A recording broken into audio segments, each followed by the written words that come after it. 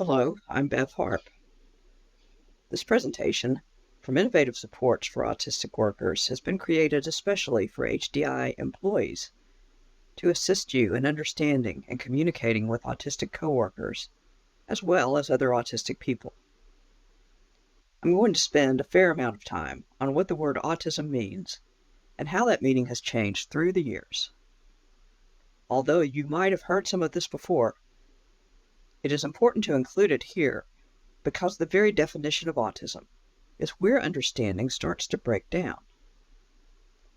It's difficult, if not impossible, to have a meaningful discussion about any topic without coming to agreement on the meanings of key terms. So for this first module, I'm going to talk about that and just a bit of the history. The second module will explore some of the issues faced by autistic workers, and a third module will cover best practices for communicating and collaborating with autistic colleagues. Just 2 to 3 decades ago, autism was an arcane subject, a matter of concern to just a few. It was not discussed daily in news stories or mentioned at a toddler's well visits to the doctor. Increases in reported prevalence have made autism a hot topic since around the mid-90s. Let's look at how this happened. In 1994, the DSM-IV updated the diagnostic criteria, which resulted in many more people receiving the diagnosis. Related spectrum conditions were added, most significantly, Asperger's syndrome.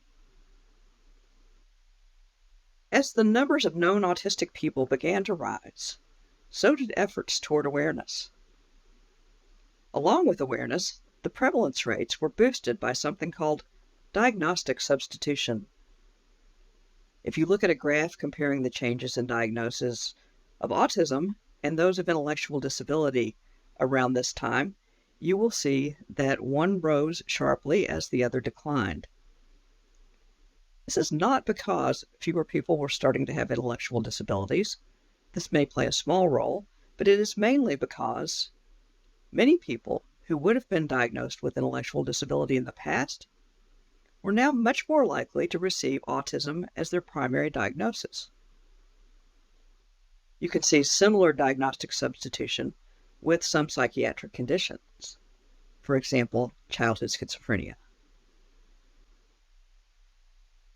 The rise in awareness has allowed professionals to see autism in places where they might not have recognized it a few years ago. It's easy to see that some disagreement over what autism is comes from new and old definitions conflicting. Some other reasons for disagreement or misunderstandings about autism include cognitive bias, research bias, and the tension between a more modern brain-based understanding of autism coming into view, and the fact that diagnosis is still made through observation and interview. As professionals, family members, and self-advocates work out their own meanings, we sometimes find ourselves at cross purposes. Let's take a closer look at how the official definition of autism has changed. The Diagnostic and Statistical Manual first mentioned autistic behavior under the category of childhood schizophrenia in its second edition. Infantile autism first appeared in DSM-III, where it was described as a pervasive lack of responsiveness to other people. The name was changed to autistic disorder in the revision released a few years later. In 1994, DSM-IV included Asperger's syndrome, distinguished primarily by the lack of speech delay in early childhood, and also the less prevalent syndromes, Rett's disorder and childhood disintegrative disorder. The DSM-V reversed course, subsuming most of the spectrum conditions back into the autistic disorder diagnosis.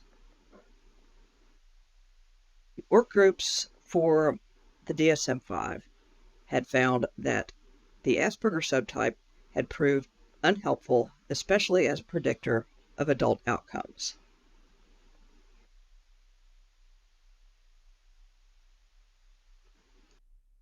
Of course, autism didn't just appear in 1968 when it was first mentioned in the DSM. Connor had used the term to describe a group of children who showed marked differences in use of language, an obsessive need for sameness or repetition, fascination with parts of objects, and what he called extreme autistic aloneness. He noted that the children were often very intelligent, with some having savant skills and exceptional memory.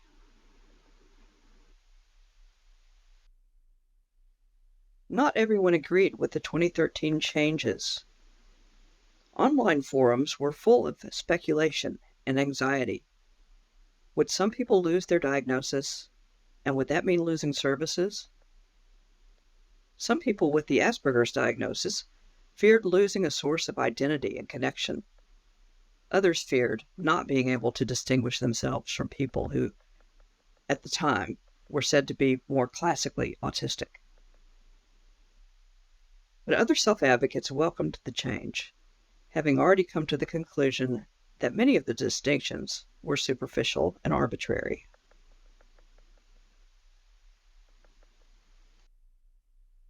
Most children diagnosed with autism before the 1990s also had intellectual disability or other additional disabilities requiring a lot of support. Many of them around-the-clock one-on-one supports. Parents started advocating for their children with autism at a time when it was still considered very rare. The Autism Society of America was founded by parents in 1965. The autism some of those parents knew included self-injury, incontinence, screaming, violence, and seizures. The Autism Society and other parent groups worked hard to secure the services that these children needed.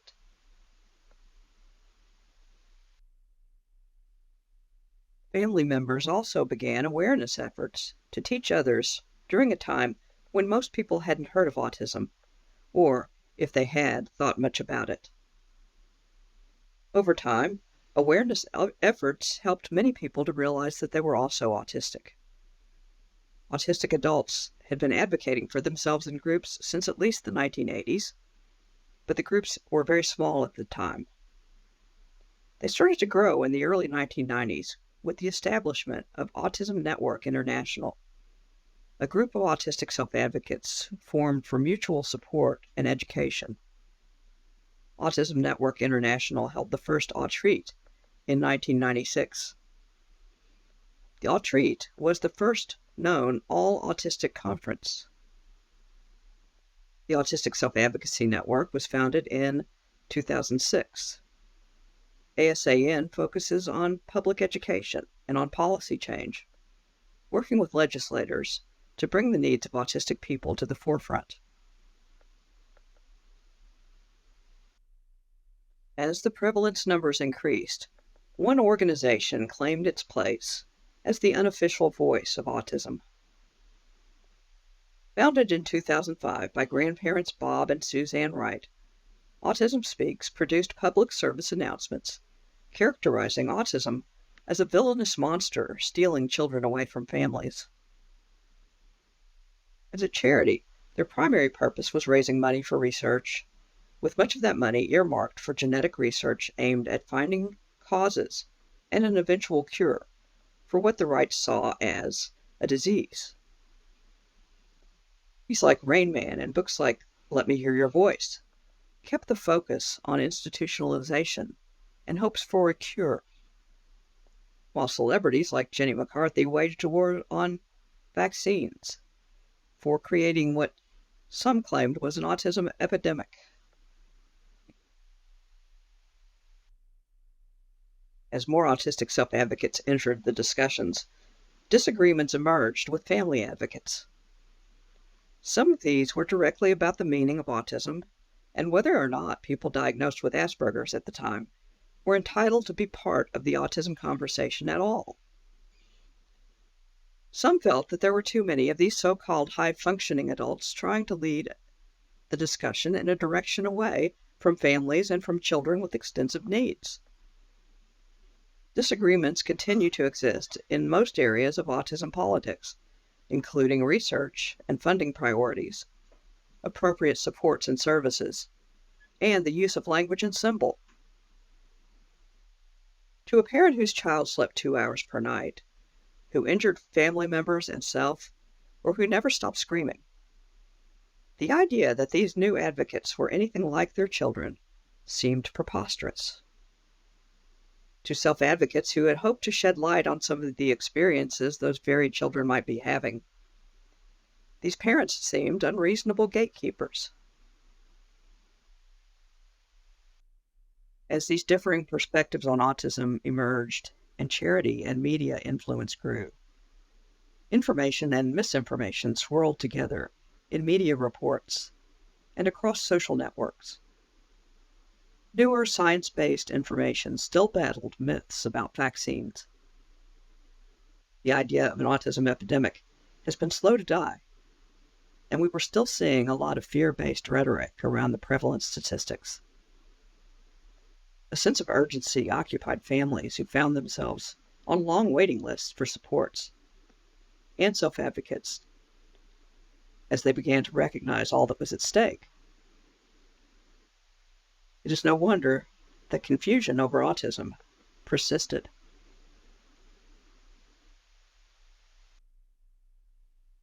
Some of the autistic adults were realizing that they did indeed have support needs that had not been met. They were reframing their pasts and discovering all the ways that autism, or more accurately, the way people respond to autism, had affected their lives. Many became proponents of the neurodiversity paradigm. Neurodiversity, at its core, is a basic fact of life, like every other form of diversity. Not all brains are wired alike. A world created for the standard type or neurotypical brain did not serve everyone equally well. The neurodiversity paradigm maintains that these brain differences are natural and neither good nor bad. The onus to change should be on society. The neurodiversity movement is made up of people who promote the neurodiversity paradigm through education, negotiation, and direct action. Not everyone who embraces the neurodiversity paradigm considers themselves part of the neurodiversity movement.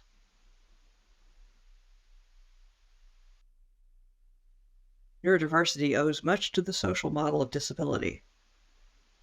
We don't generally talk about the medical model much, in sort of the way that fish probably don't think a lot about water. We are so surrounded by it and embedded in it that it can be hard to notice that we're using this theory or model to think about disability. Medical model sees disability as abnormal and something to be remedied. The social model accepts disability as a normal part of life and seeks to make communities more accessible to all. The medical model, on the other hand, works toward making disabled people as much like their non-disabled counterparts as possible. And it isn't just about medical treatment or what happens at the doctor's office. Whenever we assume that the person, and not society as a whole, is responsible for correcting a misfit or filling a gap between the disabled person and their environment, we are using the medical model. To learn more about the social model and how it applies to autism, please see ISAW's Autism-Informed Employer course. While we're on models of disability, I want to bring up the disability justice model because it's one fewer people are familiar with. This model was proposed by 3 disabled women of color as an intersectional approach to oppression. This model focuses on the existence of multiple forms of oppression and their effects on people with more than one marginalized identity. Marginalized identities include race, economic status, gender identity, ethnicity, housing status, sexual orientation, and more. Disability justice stresses the need to follow those most affected by oppression, rather than the most privileged members of these communities. This model also examines oppression and discrimination within and between marginalized groups.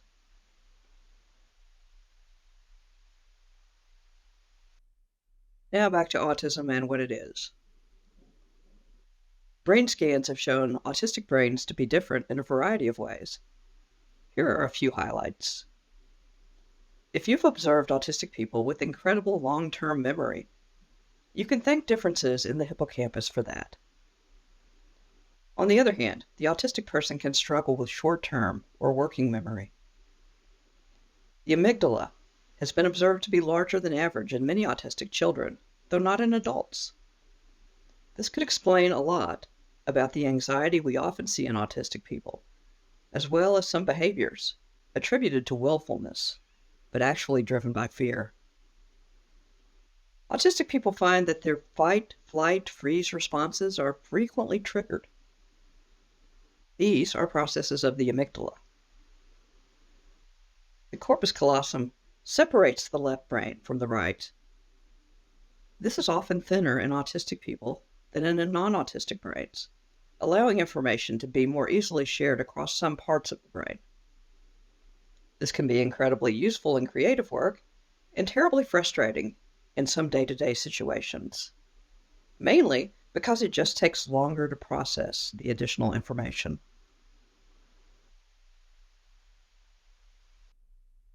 Possibly the most significant brain difference, though, is hyperconnectivity.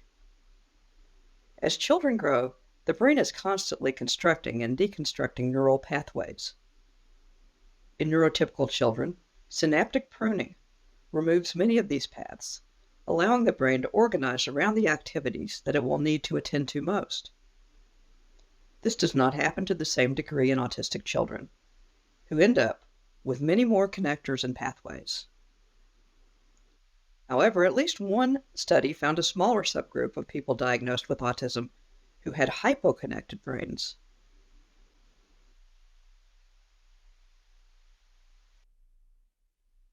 There is a reason that I'm explaining all this and haven't gotten around to talking about employment at all yet. There's a lot we know about autism in the brain that we didn't know 30 years ago, or 10 years ago, or 5. This means that we need to update our thinking from the ideas that we held during the days of DSM-4 and 5. Autism is still diagnosed by direct observation and interview, but now we have some insight into what lies beneath the surface. When we conceptualize autism as a behavioral disorder, we will seek behavioral solutions.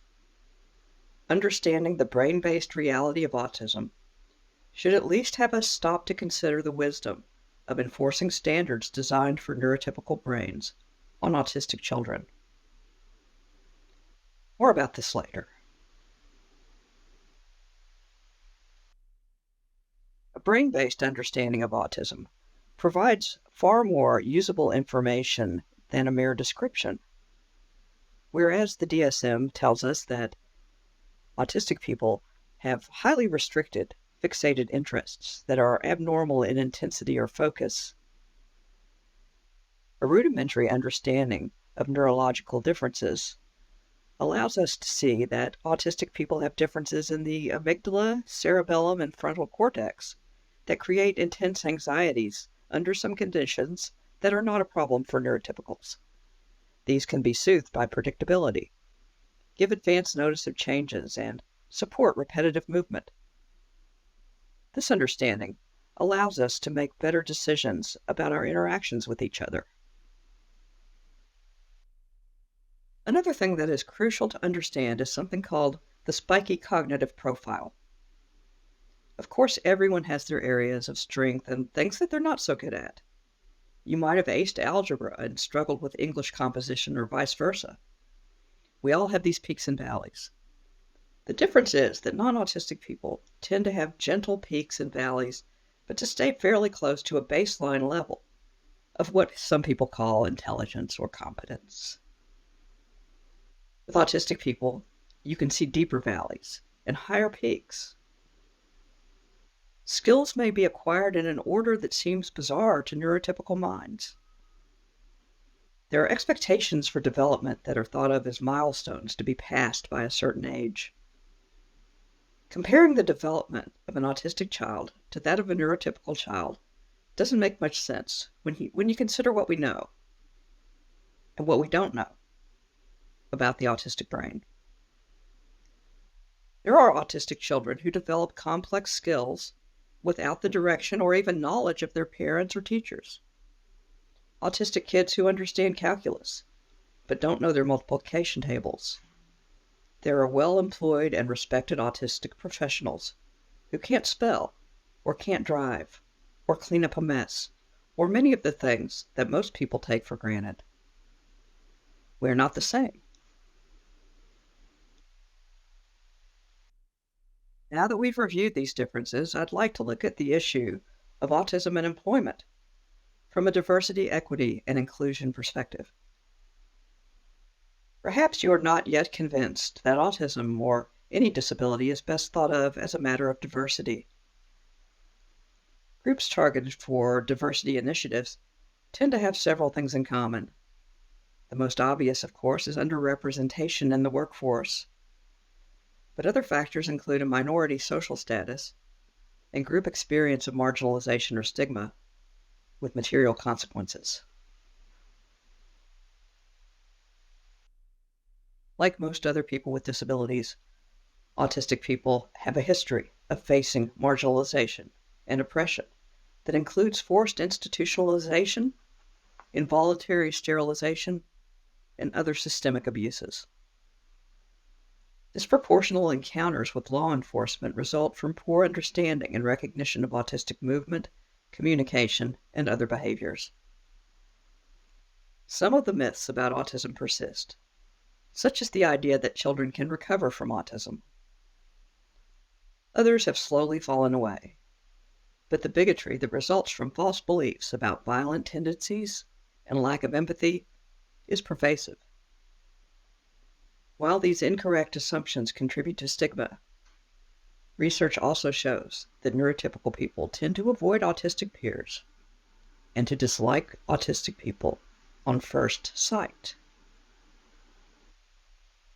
From the work on thin slice judgments, this quote from Bolton 2020, "These patterns are remarkably robust, occur within seconds, and do not change with increased exposure, and persist across both child and adult age groups. However, these biases disappear when impressions are based on conversational content, lacking audio-visual cues, suggesting that style, not substance, drives negative impressions." First impression is formed in less than 1 second. We now have quite a few studies indicating that the first impression people have of an autistic person is overwhelmingly likely to be negative. Even those who claim to love autistics are unlikely to demonstrate this through action. Autistic children especially suffer strong judgments from non-autistic adults. None of this has anything to do with social skills or communication. It happens before a word is spoken.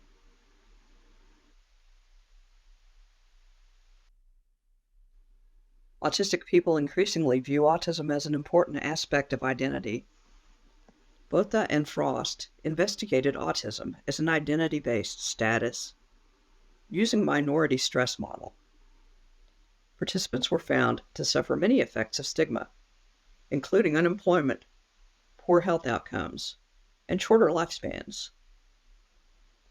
Nevertheless, autistic people have developed a robust culture featuring art, language, in-jokes, and perspectives that we have in common.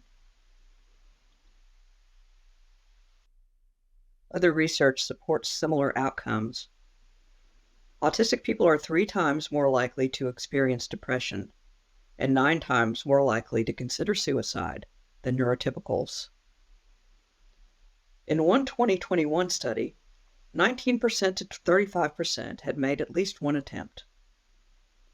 PTSD and anxiety are common, and an autistic person is more likely than not to be a victim of interpersonal violence at some point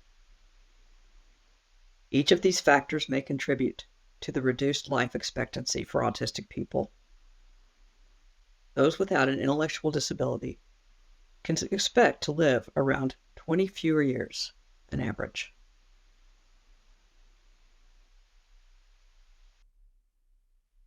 Diversity is good for business, and it's good for almost every type of organization.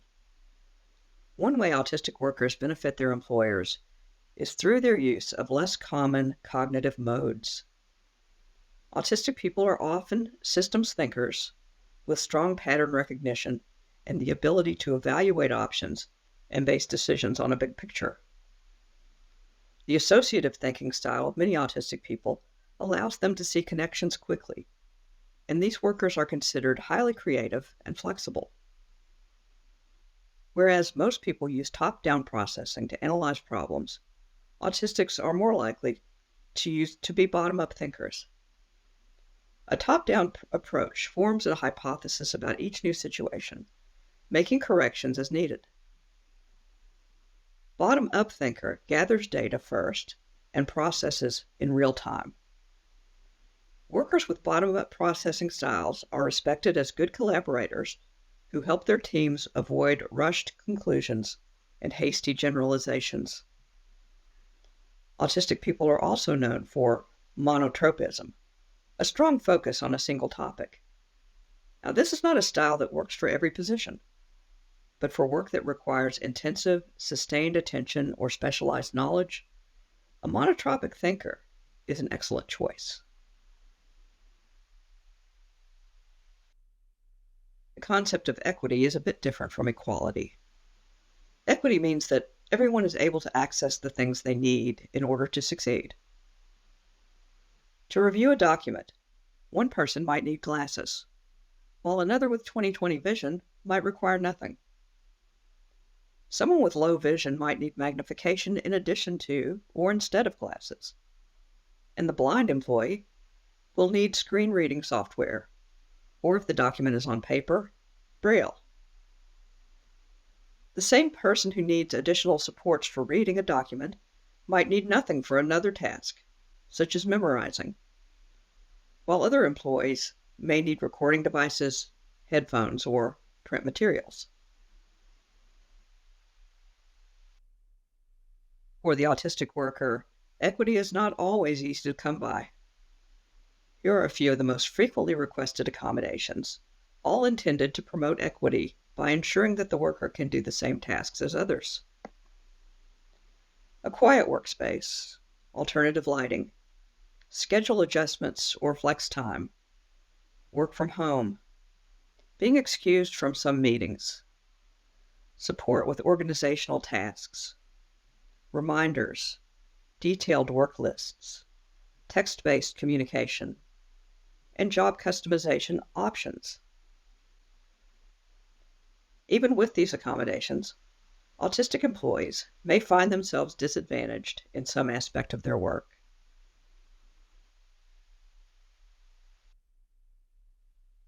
A 2019 study of autistic workers asked what more they needed. The most frequent responses were stability, opportunities for advancement, and work that is meaningful. Relationships with managers and supervisors were mentioned several times, as was the importance of having a job and an environment consistent with the person's needs.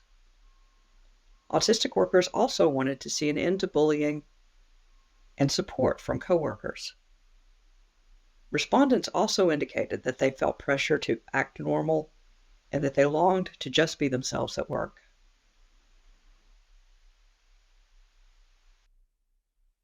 Fulfilling the promise of inclusion requires more than inviting marginalized people into the workplace. Here are a few examples that fail the inclusion test. A group leader invites people with intellectual disabilities to join a meeting, but forgets to provide plain language materials. A colleague agrees to monitor the chat box in an online meeting, but doesn't get around to reading most comments until after a topic has passed. A project director consults with an autistic coworker on an idea for a project and then rejects the advice and does exactly as they had planned to do. Another project director doesn't consult at all and ends up publishing a paper with outdated and problematic references. On the day important guests are coming, a manager suggests to her autistic employee that they work from home. Inclusion isn't about welcoming people who are different to become more like the majority or failing to accommodate differences, because the way we do things has always worked for everyone else. When everyone is expected to behave in the same ways, this is called assimilation.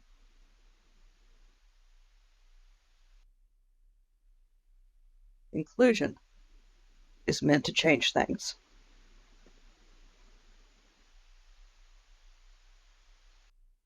Ideally, the newly included employee contributes knowledge and processes that the business might have been lacking. When inclusion works as it's meant to, the organization incorporates the new ways and now has more options for achieving its goals.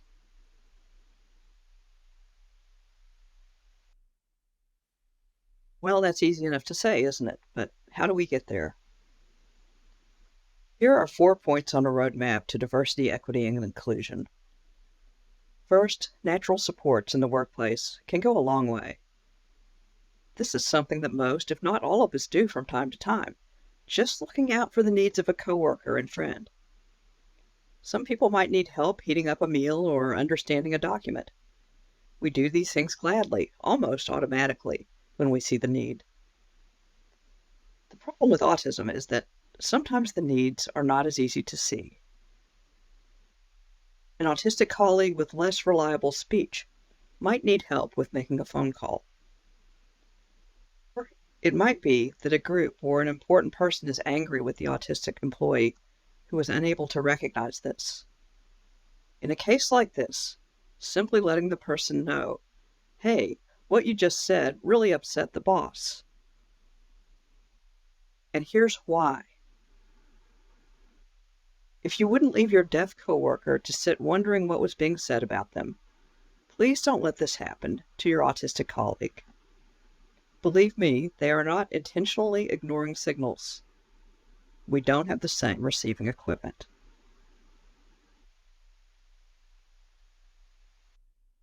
Allyship is a big topic, but the basics are not too complicated. Every group of marginalized people needs folks from the majority group on their side. You may have access to people who are not hearing us. The first thing an ally must do is listen. Not just to the autistic person closest to you, but also others in your community. And also autistic writers and scholars who are playing an important role in the reshaping of autism discourse. Listen and absorb. The next step is to follow the lead of the marginalized group, in this case, autistic people. Share the message you hear and read from self-advocates. Share links to our work when you can, rather than paraphrasing. Work within your own group to make change. You can be an example of how to respect autistic people, and you can work towards the policy goals that we need for better lives. If you're invited to speak or write about autism, consider deferring to an autistic expert. If you can't find one for the specific topic, invite an autistic person you know to collaborate, to consult, or present with you. The motto of the disability communities everywhere is, nothing about us without us. You can be an example of how inclusion is done. Another way to expand your diversity effort is through mentorship. Any new employee can benefit from a mentor, but for the autistic worker, a non-judgmental guide and confidant can make an enormous difference. If you already have good autistic employees, you might call on them to mentor others. The mentor can provide additional training for some tasks, be a contact point for many kinds of questions, and can help the new autistic colleague learn some of the unspoken rules of the workplace. Innovative Supports for Autistic Workers can help you to set up a mentoring program. Sometimes, though, the problem is policy, in which case we will need allies to help us advocate for change. Some policies that promote diversity, equity, and inclusion are a commitment to universal design, a flexible work hours and location, and hiring policies that emphasize the skills the applicant will need for the work more than those needed for a job interview. This can mean encouraging samples of work and letters of recommendation and eliminating any type of personality inventory. HDI does a good job with these things, but there's always room for improvement. Are there other policies we need to consider? ISAW supports Kentucky employers as well as autistic job seekers and employees. As an HDI project, we are always happy to consult with you. Watch for our second module to be made available in February. We will cover workplace issues autistic workers face, including microaggressions, tokenism, and bullying, and explain how you can avoid being part of these situations. Thanks for listening.